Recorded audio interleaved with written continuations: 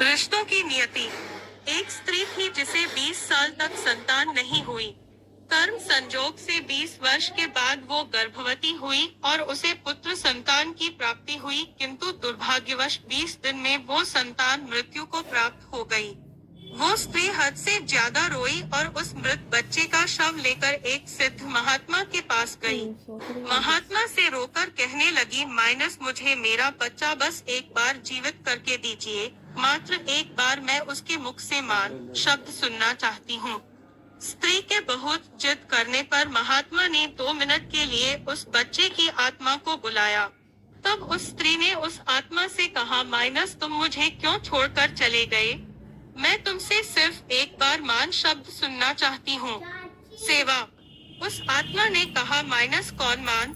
कैसी माँ? मैं तो तुमसे कर्मों का हिसाब किताब करने आया था। स्त्री ने पूछा, कैसा हिसाब? आत्मा ने बताया, पिछले जन्म में तुम मेरी सौतन थी, मेरे आंखों के सामने मेरे पति को ले गई।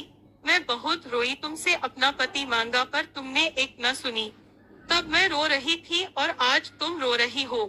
तब मेरा पति गया था, आज तुमने अपनी संतान खोई है। बस मेरा तुम्हारे साथ जो कर्मों का हिसाब था वो मैंने पूरा किया और मर गया। इतना कहकर आत्मा चली गई। उस स्त्री को झटका लगा।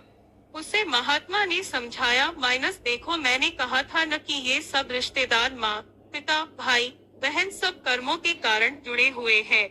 हम सब कर्मों का हिसाब करने आए हैं। यही हमारे रिश्तों की नियति है, इसलिए बस अच्छे कर्म करो ताकि हमें बाद में भुगतना न पड़े। वो स्त्री समझ गई और अपने घर लौट गई। अतः हमेशा